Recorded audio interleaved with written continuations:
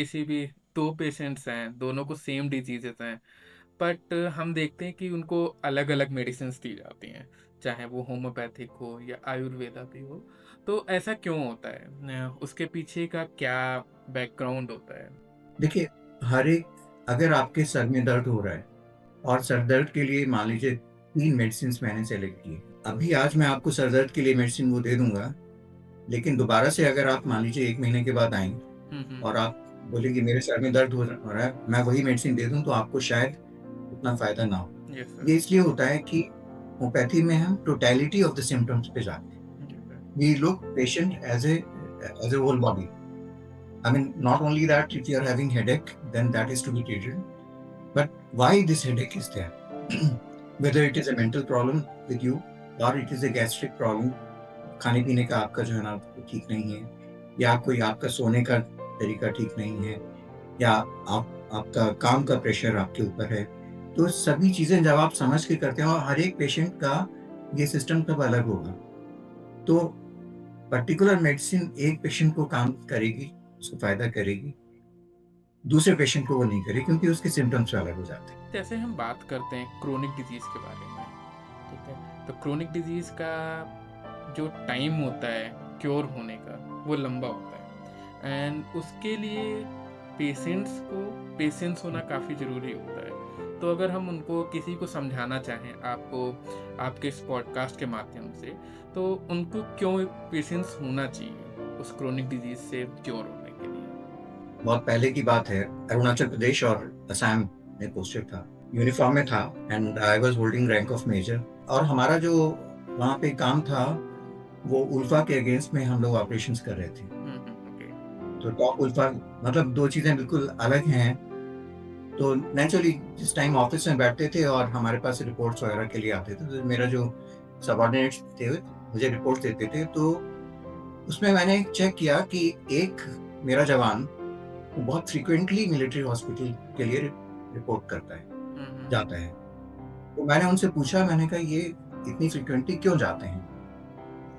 तो उन्होंने बोला कि सर ये क्रॉनिक डिज़ीज़ है इसके पेट में बहुत दर्द होता है और हर महीने इसको पैरालगन इंजेक्शन लेना पड़ता है। किसी भी टाइम दर्द हो जाता है तो उस टाइम पे सिर्फ़ पैरालगन इंजेक्शन मिलता है, उससे दर्द ठीक होता है।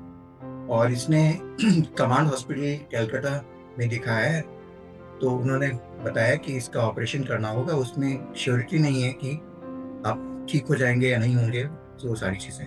तो मुझे थोड़ा-सा उत्सुकता हुई, मैंने उनसे कहा कि इसको मेरे पास लेकर आओ। तो नेक्स्ट डे मैंने उसको अपने ऑफ़िस में बुलाया और मैंने पूछा, डिटेल्स पूछी। तो उसने बताया कि सर ऐसे-ऐसे होता है और सभी आयुर्वेदिक ये वो सब मैं करता हूँ और मुझे फिर भी एक बार तो लेना पड़ता है इंजेक्शन। तो मेरा पहला सवाल उससे था, क्योंकि आर्मी में यूनिफ़ॉर्म में आप हों तो ओबीडियंस तो डिसिप्लिन सारा होता ही है। हुँ, हुँ, तो मैंने उससे पूछा, मैंने कहा आपको होम्योपैथी में विश्वास है? तो उसने कहा हाँ सर है। मैंने कहा ठीक, फिर तुम जो है ना जैसा मैं बताऊँगा हुँ, हुँ, वैसा ही करोगे और तुम दवाइयाँ भी जो है ना मैं दूँगा तुमको और मैं कोशिश करूँगा कि तुम ठीक हो जाओ। तो उसका सबसे पहला काम तो ये था कि उसका खाना मैंने अलग बनवाया, वाइल्ड फूड उसके लिए करवाया। जो बाकी उसकी ड्यूटीज़ होती हैं आर्मी में जैसे करना होता है, नाइट ड्यूटीज़ होती हैं और तमाम सारे होते हैं, ऑपरेशंस के लिए जा रहे हैं उसमें भी जाना होता है। वो सब मैंने उसकी एक्सक्यूज़ करवाई। मैंने कहा इसको सिर्फ़ जो है ना वो फिज़िकल वर्क ये करेगा किचन गार्डन का, हुँ, हुँ, और उसमें हमारे कुक हाउस के लिए जवानों के लिए वेजिटेबल्स उगाएगा, नथिंग एल्स।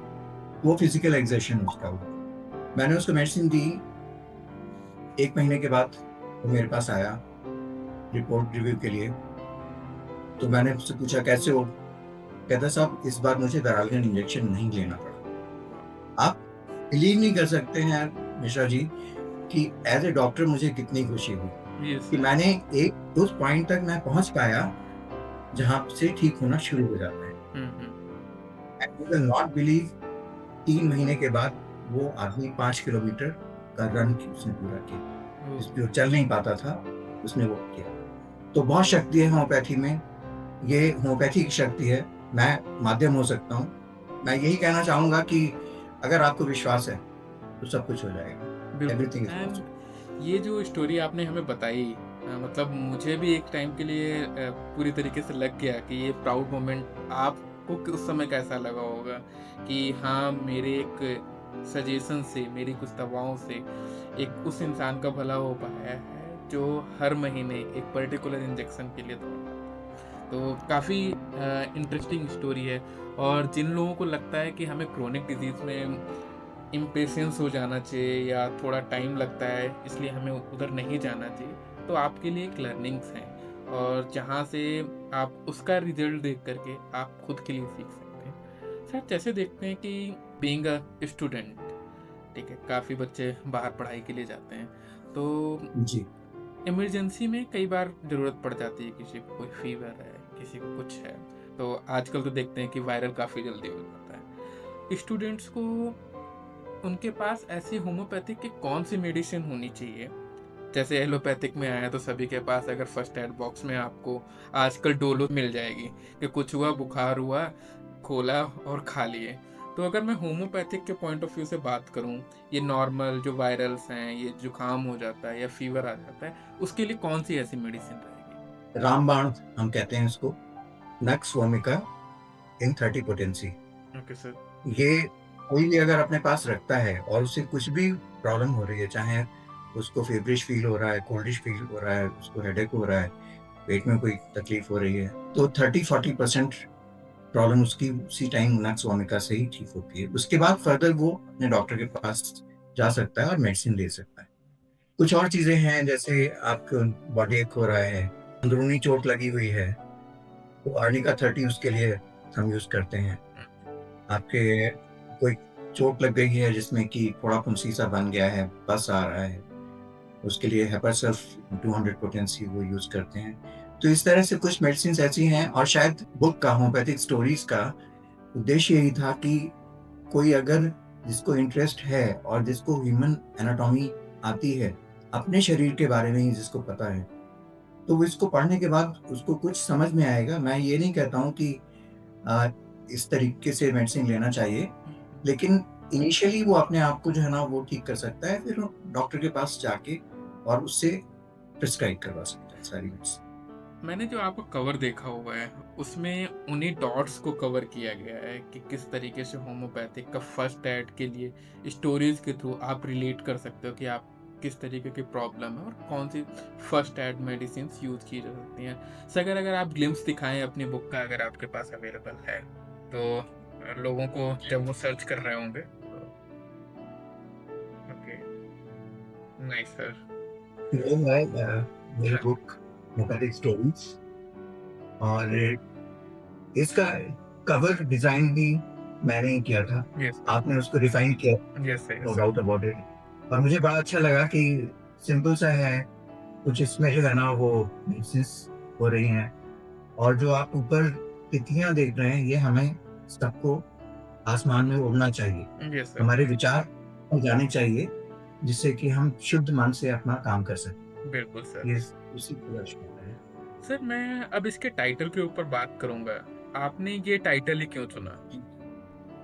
मैंने आपको बताया कि मैं अपने पेशेंट्स को जो तकलीफ थी, उसके बारे में बताना चाहता था। Yes sir. लेकिन साथ में एक इस तरीके से मैं प्रेज़ेंट करना चाहता था कि मैंने जो इसमें चैप्टर्स लिखे हैं, वो इस तरीके से हैं कि सपोज़ आपको कफ़ है, तो आपको ड्राई कफ़ भी हो सकता है, वेट कफ़ भी हो सकता है, आपको बहुत सारा स्पुटम भी निकल सकता है, कफ़ के साथ में आपको कोल्ड भी हो सकता है, रनिंग नोज़ भी हो सकती है, तमाम सारे सिम्पटम्स वो सारे आते हैं। तो इसमें अगर आप देखेंगे, हर एक चैप्टर में सिम्पटम्स दिए हैं, कफ के बारे में जैसे है तो उसमें 6-7 तरीके की चीज़ें दी हुई हैं, और उसके लिए हम कौन-सी मेडिसिन काम कर सकती है, with the proper advice, medical advice के साथ में है। This is only for just an information, okay. लेकिन आपको भी पता लग जाएगा, आजकल तो गूगल का ज़माना है, आप सर्च करते हैं, आपको सारी चीज़ें पता लग जाती हैं कि कौन-सी चीज़ क्या है। ये सारी इन्फॉर्मेशन आपको यस, डिटेल में सारी मिल सकती है। Then you have to be confident. Yes, और आजकल का जो हमारा यंग समाज है, वो ऐसा है, क्यूरियोसिटी उसको बहुत रहती है। जब तक उसका सैटिस्फैक्शन नहीं होता है, तब तक वो आगे बढ़ता नहीं है। तो मेरे ख्याल से जो चीज़ें मैंने दी हैं जिस तरीके से, उससे हेल्प मिलेगी। सभी को, जो भी रीडर्स हमारे होंगे उनको सभी को हेल्प मिलेगी। सर जैसे बताते हैं आपने गूगल का जिक्र किया, तो एक बहुत बेसिक सी चीज़ है। गूगल मतलब जब हम सर्च करते हैं तो हर चीज़ को काफ़ी एक्सेलरेटेड वे में बढ़ा चढ़ा के बताने का काम भी करता है। तो सभी के लिए क्या सलाह देंगे? मतलब अगर मैं आपसे एक सर दर्द की बात करता हूँ कि मुझे सर दर्द हुआ और मैंने वो गूगल पे सर्च किया, तो गूगल जो उसका मैक्सिमम एक्सटेंडेड रिजल्ट होता है वो भी दिखाता है। उससे पेशेंट के साथ क्या होता है, कई बार वो पैनिक हो जाते हैं। तो आप क्या सलाह देना चाहेंगे लोगों को कि instead of panicking they should believe on medication जो उनका स्टार्ट हुआ है? देखिए, आपने सर दर्द की बात कही। सर दर्द के लिए बड़ी सारी मेडिसिन्स हैं, लेकिन ज़्यादातर हमारा जो टेंशन्स होते हैं उसकी वजह से होता है। कोई और दूसरा रीज़न नहीं हो सकता है। उस सब के लिए एक बहुत अच्छी मेडिसिन है इग्नेशिया। इग्नेशिया इन 30 पोटेंसी। अगर आप उसके 3 drops at the interval of 5 minutes ले लें, तो आपको आराम मिल जाएगा। आधे घंटे में आपको सर हल्का महसूस होना शुरू हो जाएगा। तो इस तरह से चीज़ें हैं। Google is for the guidance, not for practice. Yes. This book is also for guidance. The proper advice from the homeopath should be taken, and you can be sure. कभी-कभी ऐसा होता है ना कि सिचुएशन ऐसी आती है कि आप कहीं जा रहे हैं, ट्रैवल कर रहे हैं, डॉक्टर नहीं अवेलेबल है। आपके पास कुछ बेसिक मेडिसिन्स रखी हुई हैं, तो there is no harm Yes, sir. That you can. Allopathy में भी आप यही करते हैं। आप कुछ मेडिसिन अपने पास जो है ना रखते हैं और उस तरीके से चलते हैं। तो at least that critical moment can be overcomed. बिल्कुल। सर एक बहुत बेसिक सा क्वेश्चन है, जैसे हम जनरली देखते हैं कि डॉक्टर भी बोलते हैं पेशेंट से कि हैव अ होप, आप होप रखिए, ठीक है, चीज़ें खुद ब खुद हो जाएंगी। तो आपको लगता है कि होप भी एक तरीके से मेडिसिन ही है? जी, बिल्कुल। होप बहुत अच्छी मेडिसिन है। मैं ये कहूँगा कि हमें अपनी लाइफ में पॉज़िटिविटी हमेशा रखनी चाहिए। कोई वर्स्ट सिचुएशन भी आ जाए, तो उसमें जो है ना आपको होप ज़रूर रखनी चाहिए। अब आप थोड़ी-सी हट के स्टोरी है, मैं होप की बात को जस्टिफ़ाई करूँगा स्टोरी से। 1985 I was selected for International Himalayan Car Rally by Army। तो दिल्ली से फिर हिमाचल और उत्तराखंड सब जगह होते हुए हम लोग को वापस दिल्ली आना था। नेहरू स्टेडियम से स्टार्ट हुआ था। तो we started it was third day. Shimla से रात को हम लोग 1 बजे हमने स्टार्ट किया। तो इट वाज़ नाइट ड्राइविंग। तो हमारा जो नेविगेटर था, तो ही सेड कि sir I will drive. I said no, you will not drive because at times you fall asleep. गाड़ी चलाते वक़्त तुम्हें नींद आ जाती है। तुमको दिन के टाइम पे ड्राइव करना। तो ठीक है, हमने ड्राइव किया।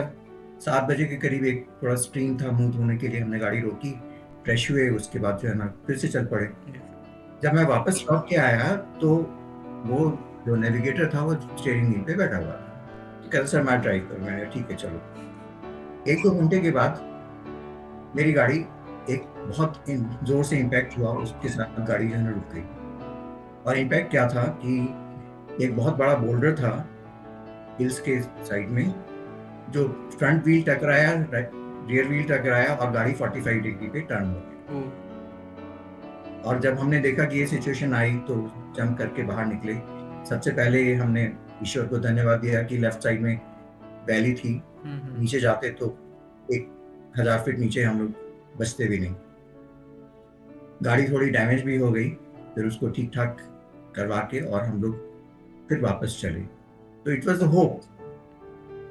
इट वाज़ द होप कि गाड़ी का इतना बड़ा एक्सीडेंट हो गया, और उसके बाद भी हमने जो है ना गाड़ी को रिपेयर, हमारी रिपेयर टीम भी साथ में होती है, यस सर। तो उसने रिपेयर कर, उसके बाद हम चले and we reached. Of course we didn't get any position, but we completed that rally. उसमें 73 व्हीकल्स में से only 28 vehicles could complete the rally। तो इट इज़ ओनली होप। आपको कभी भी आशा छोड़ना नहीं चाहिए। यस आपके सारे काम होंगे, ज़रूर होंगे। agreed। So Ray is the only hope that you can achieve it your place। Thank you so much sir, yes. मतलब इतनी इंटरेस्टिंग स्टोरी बताने के लिए, and this is quite motivating.